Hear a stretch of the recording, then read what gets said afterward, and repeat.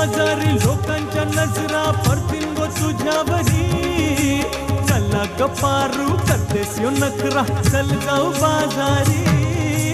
बेसावच्या बाजारी लोकांच्या नजरा पडतील गो तुझ्यावरी. चला ग पारू करतेस यो नखरा चल जाऊ बाजारी.